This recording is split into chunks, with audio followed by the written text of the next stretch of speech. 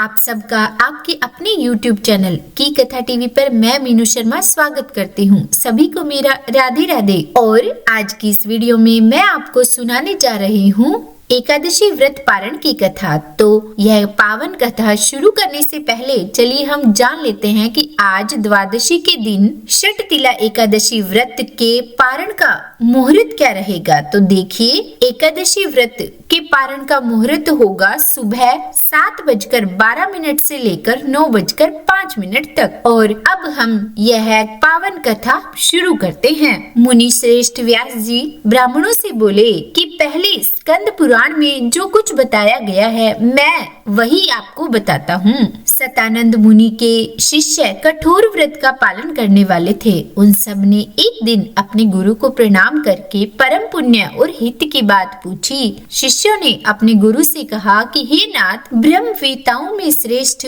आपने पूर्व काल में ब्रह्मा जी के मुख से तुलसी जी की जिस कथा का श्रवण किया था उसको हम सब सुनना चाहते हैं। कृपया करके हमें वह सुनाइए। तब सतानंद जी बोले कि शिष्यगणों, तुलसी जी का नाम उच्चारण करने पर ही असुरों का दर्प दलन करने वाले भगवान श्री विष्णु प्रसन्न हो जाते हैं। मनुष्यों के पाप नष्ट हो जाते हैं, उन्हें अक्षय पुण्य की प्राप्ति होती है, जिसके दर्शन मात्र से करोड़ों गोदान का फल प्राप्त होता है। उस तुलसी का पूजन और वंदन लोग क्यों ना करें।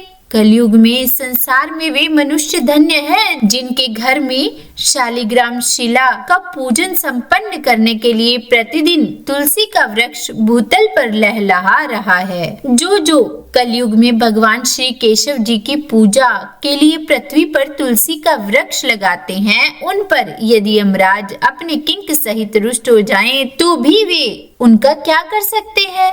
तुलसी, तुम अमृत से उत्पन्न हुई हो और केशव को सद ही प्रिय हो। कल्याणी, मैं भगवान की पूजा के लिए तुम्हारे पत्तों को चुनता हूँ। तुम मेरे लिए वरदायिनी बनो। तुम्हारे श्री अंगों से उत्पन्न होने वाले पत्रों और मंजरी द्वारा मैं सदा ही जिस प्रकार श्री हरि का पूजन कर सकूं वैसा उपाय करो। पवित्र अंगी तुलसी, तुम कलिमल का नाश करने वाली हो। इस भाव के मंत्रों से जो तुलसी दलों को चुनकर उनसे भगवान वासुदेव का पूजन करता है, उसको उसकी पूजा का करोड़ों गुना फल प्राप्त होता है। हे देवेश्वरी, बड़े बड़े देवता भी तुम्हारे प्रभाव का गायन करते हैं। मुनि, सिद्ध, गंधर्व, पाताल निवासी साक्षात नागराज शेष और संपूर्ण देवता भी तुम्हारे प्रभाव को नहीं जानते। केवल भगवान विष्णु ही तुम्हारी महिमा को पूर्ण रूप से जानते हैं। जिस समय क्षीर समुद्र के मंथन का उद्योग प्रारंभ हुआ था, उसी समय श्री विष्णु के आनंद अंश से तुम्हारा प्रादुर्भाव हुआ था। पूर्व काल में भगवान श्री हरि ने तुम्हें अपने मस्तक पर धारण किया। हे देवी, उस समय श्री विष्णु के शरीर का संपर्क पाकर तुम परम पवित्र हो गई। हे माँ तुलसी, मैं तुम्हें प्रणाम करता हूँ। तुम्हारे श्री अंग से उत्पन्न पत्रों द्वारा जिस प्रकार श्री हरि की मैं पूजा कर सकूं, ऐसी कृपा करो। और ऐसी कृपा करो जिससे मैं निर्विघ्न पूर्व परम गति को प्राप्त हो सकूं। साक्षात श्री कृष्ण ने तुम्हें गोमती तट पर लगाया और बढ़ाया था। वृंदावन में विचर समय उन्होंने संपूर्ण जगत और गोपियों के हित के लिए तुलसी का सेवन किया। जगत प्रिय तुलसी, पूर्व काल में वशिष्ठ जी के कथन के अनुसार श्री रामचंद्र जी ने राक्षसों का वध करने के उद्देश्य से सरयू के तट पर तुम्हें लगाया था। हे तुलसी देवी, मैं तुम्हें प्रणाम करता हूँ। और श्री रामचंद्र जी से वियोग हो जाने पर अशोक वाटिका में रहते हुए जनक किशोरी सीता ने तुम्हारा ही ध्यान किया था, जिससे उन्हें पुनः अपने प्रियतम का समागम प्राप्त हुआ।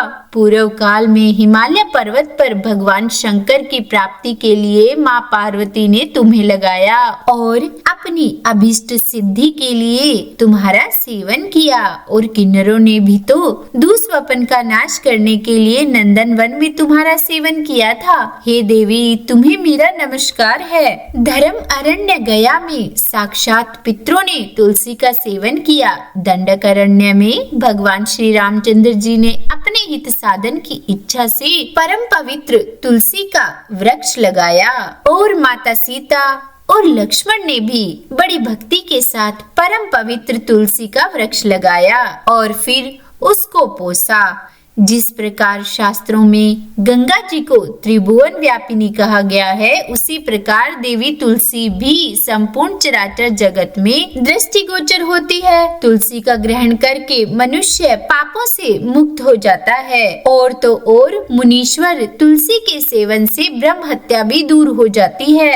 तुलसी के पत्ते से टपकता हुआ जल जो अपने सिर पर धारण करता है, उसे गंगा स्नान और 10 गोदान का फल प्राप्त होता है। हे देवी मुझ पर प्रसन्न हो, हे देवेश्वरी हरि प्रिय मुझ पर प्रसन्न हो जाओ। क्षीर सागर के मंथन से प्रकट हुई देवी तुलसी, मैं तुम्हें प्रणाम करता हूँ। द्वादशी की रात्रि में जागरण करके जो इस तुलसी माँ की कथा को सुनता है, भगवान श्री विष्णु उसके 32 अपराध क्षमा कर देते हैं। बाल्यावस्था, कुमार अवस्था, जवानी और बुढ़ापे में जितने पाप किए जाते हैं, वे सब तुलसी स्तोत्र के पाठ से नष्ट हो जाते हैं। तुलसी स्तोत्र से संतुष्ट होकर भगवान सुख और अभ्युदय प्रदान करते हैं। जिस घर में तुलसी जी की इस कथा को सुना जाता है या फिर पढ़ा जाता है, उसका कभी भी अशुभ नहीं होता, उसका सब मंगल ही मंगल होता है, किंचित भी अमंगल नहीं होता। उसके लिए सदा सुख बना रहता है, वह घर प्रचुर धन धान्य से भरपूर रहता है। माँ तुलसी जी की इस कथा को सुनने से मनुष्य के हृदय में भगवान विष्णु के प्रति अविचल भक्ति होती है, उसका वैष्णवों से कभी भी वियोग नहीं होता।